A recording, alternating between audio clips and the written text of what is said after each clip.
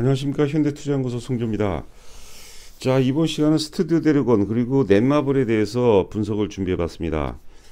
지난주에 댓글을 보니까 유독 두 종목에 대해서 방송을 부탁한다는 말씀들이 많으셨던 것 같은데요.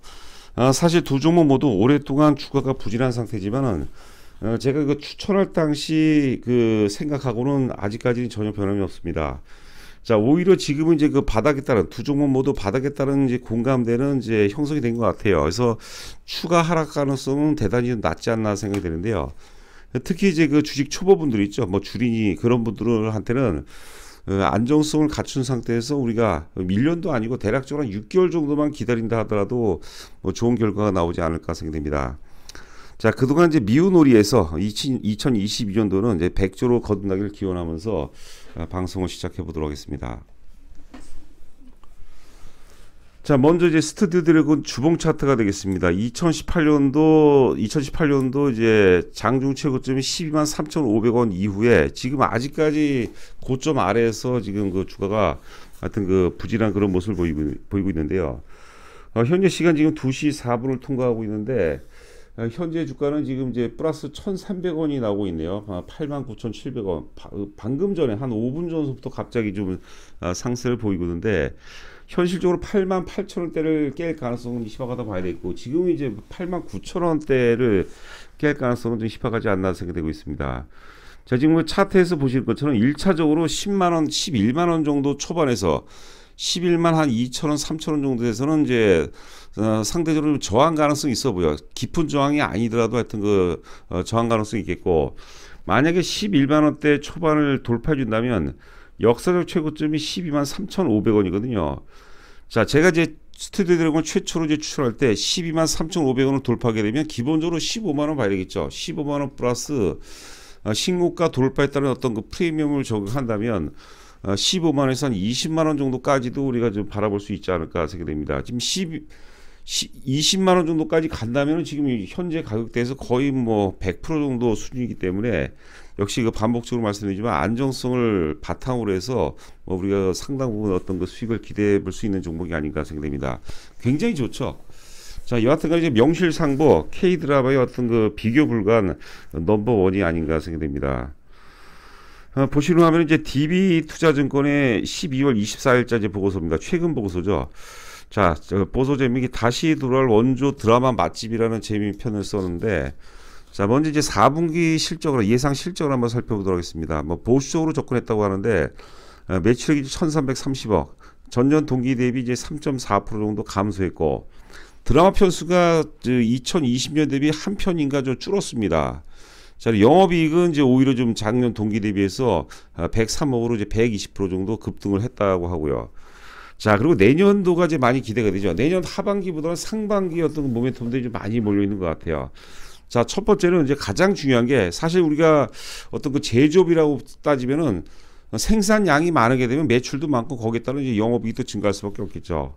그 스튜디오 드래곤 같은 경우는 이제 그 제작 편수가 2020년에 26편에서 21년 25편, 한 편이 오히려 줄었어요. 그러니까 매출액을 잠시 후에 이제 비교해 보도록 하겠지만 2020년 대비 2021년이 매출액이 소폭 좀 감소를 했습니다.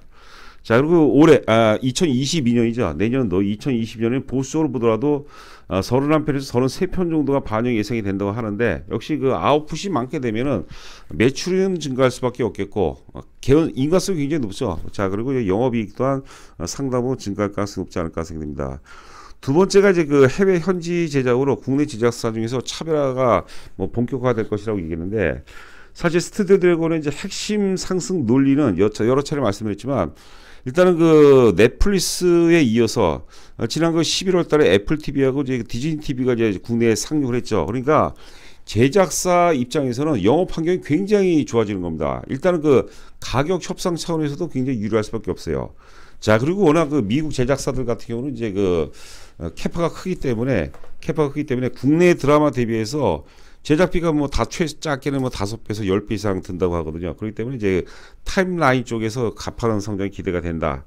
자, 그리고 2021년도 좀 아쉬웠던 그 드라마들이 좀 있어요. 개인적으로 개인적으로 많이 보는 건 아니지만 좀 기대했던 드라마들이 좀 부족했던 부분이 있는데 하여튼 그 2022년도에는 텐트폴 대작들이 이제 많이 또 포진이 돼 있다. 뭐 그런 것들이 굉장히 강력한 어떤 그 주가의 상승 동력이 될 가능성이 높지 않을까 생각됩니다.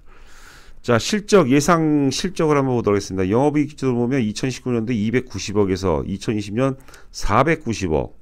자, 2021년도 570억. 이 정도 된다고 봐야 되겠죠. 지금 이제 거의 이제 12월도 이제 되는 단계이다 보니까 여기서 뭐 플러스 마이너스 오차가 뭐 크지는 않을 것으로 예상이 되고요. 내년도 예상 영업이 870억, 2023년도는 이제 그 1130억 정도 예상하고 있는데, 영업이익 증가 추이를 한번 보세요. 굉장히 안정적이거든요. 저희가 이제 저희 그 현대투자 뭐 5가지 투자 원칙이 있는데, 세 번째죠. 첫 번째가 이제 그 시대적 흐름에 일치하는가. 내가 주식을 이제 매수하려고 하는데, 혹은 내가 갖고 있는 종목이 시대적 흐름 혹은 시장 흐름과 일치하는가가 가장 중요합니다. 두 번째는 이제 핵심 가치 보유기업. 다른 경쟁 업체들이 넘볼 수 없는 핵심 가치 보유기업.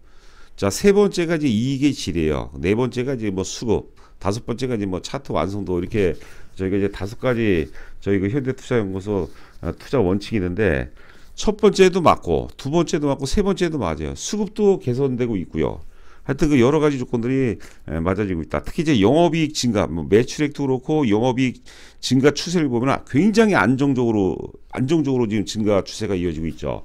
어느 해는 돈을 좀 많이 벌었다가, 어느 해는 매출이 확 감소했다가, 어느 해 또 많이 벌었다.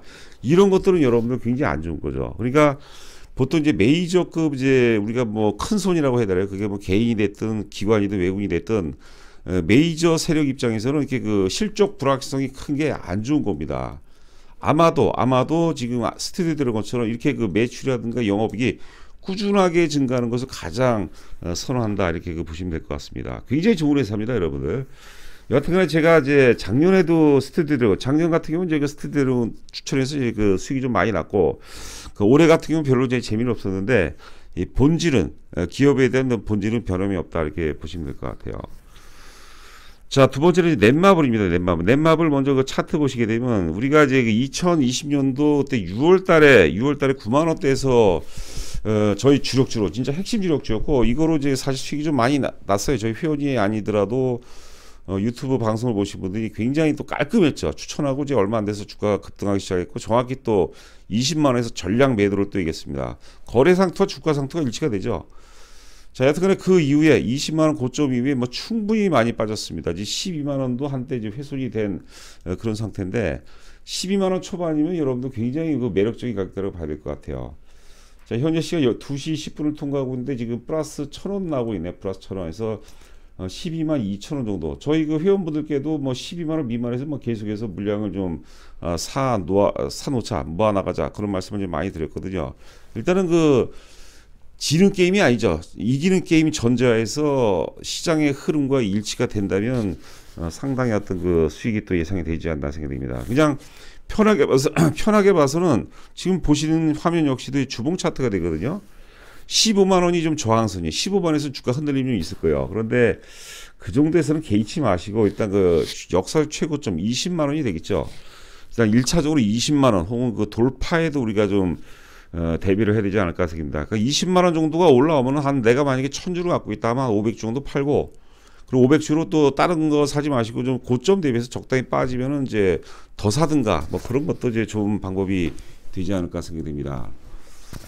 자, 현대차증권 12월 9일자 보고서가 최근 보고서입니다. 보도 제목이 카카오뱅크로 1조 원 유동화를 완료했다.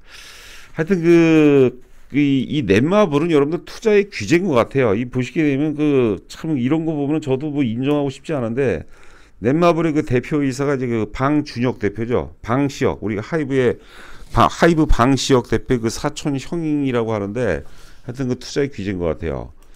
그 1조 원을 이제 그 벌었다고 하는데, 카카오뱅크 투자 당시에 2010년도에 이제 917억을 투자했대죠. 917억을 투자를 해갖고 불과 이제 뭐 5년 만에 1조 원을 벌었다고 그러니까 뭐 대단한 것 같습니다. 여튼간에 하여튼 그 예전하고 틀리게 그 돈을 갖다가 우리가 안전자산에 묶어놓는 게 아니라, 이제는 이제 그 스피넥스 인수 등에서 이제 공격적으로 이제 그 경영을 구사하겠다, 그런 어떤 내용이 이제 핵심이 될 텐데, 이 넷마블의 그 디스카운트 주가 할인의 결정적인 요인 중에 하나가 원래 성장주인데 성장을 안 하는 거죠. 안정빵으로 가니까 이게 좀 왜곡이 되는 거죠.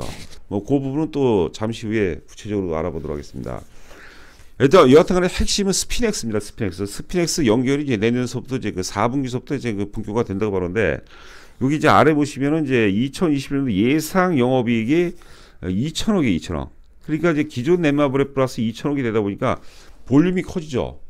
기업을 이제 새로운 어떤 그 시각, 새로운 패러다임으로 재평가할 수 있는 그 결정적인 근거가 제가 보기에는 내년 초에 그 빠르게, 굉장히 빠르게서부터 시장에서 상당히 이슈화 되지 않을까 생각됩니다. 자, 그리고 이제 그 4분기 이제 세븐나이츠 2 글로벌 출시가 예정이 됐죠. 그리고 내년도 상반기 기대작 세븐나이츠 레볼루션도 일단 그 론칭을 준비하고 있다는 그런 어떤 모멘텀들이 또 있습니다. 자, 그리고 앞서 말씀드린 바와 같이 게임 밖으로의 외연 확장. 예전에는 이제 뭐 우리가 말도 뭐 코웨이 같은, 왜 이게 게임 회사가 코웨이에 투자를 하는지 모르겠어요. 뭐 카카오뱅크라든가 하이브에 투자한 것은 그나마 좀 인정을 하고, 이 결과적으로 어떤 그 협업이라든가 시너지가 나오는데 코웨이 같은 경우는 시너지가 안 나와요. 이 코웨이 관련해서는, 코웨이의 투자 관련해서는 제가 예전에 그 관계자하고 회사에 전화를 해서 알아봤는데, 여하튼간에 이제 그 안정성 차원에서 했다고 그러는데, 이거는 제가 보기에는 어떤 그 기업의 어떤 아이덴티티라고 그러죠. 아이덴티티하고도 이제 맞지 않는다. 하여튼 그래서 기존에 이제 지분 투자, 안정성 위주의 지분 투자에서 이제는 직접 사업에 다양한 쪽으로 메타버스라든가 NFT라든가 하여튼 그 직접 사업에 진출한다. 이게 이제 사실 그 핵심 논리가 될 것 같습니다. 최근에 이제 그 메타버스 엔터테인먼트를 설립했죠. 카카오 엔터에 이제 그 120억을 출자했어요. 40%니까 이제 뭐 거의 대주죠. 2대주고. 또 스튜디오 드래곤하고도 이제 MOU를 체결하고, 그 다음에 이제 그 또 하이브와도 전략적 협업 관계, 앞서도 얘기한 것처럼 이 넷마블의 방준혁 대표가 하이브의 방시혁 대표의 사촌 형님입니다. 자, 예상 영업이익 한번 보도록 하죠. 2019년도 2천억에서 2020년 2,720억. 이때 주가가 많이 올랐어요. 그렇죠. 그 다음에 2021년도 1,600억으로 많이 감소를 했고, 내년도 예상 영업이익이 3,223억인데, 현대차증권이 굉장히 좀 보수로 본 것 같아요. 왜냐하면 3,230억에서 여기서 2천억을 빼야 되죠. 스피넥스 부분이죠. 그러면 실제 넷마블은 얼마입니까? 2천억 빼면 1,200억이라는 1,200억. 이건 제가 보기엔 말도 안 돼요. 전에도 말씀드렸지만 4천억을, 내년도 영업이익이 4천억을 넘을 가능성이 굉장히 높습니다, 여러분들. 그래서 앞서 저 스튜디오 드래곤도 그렇고 넷마블도 그렇고, 넷마블 12만 원대라면 굉장히 경쟁력 있는 가격대다 이렇게 보시면 될 것 같고.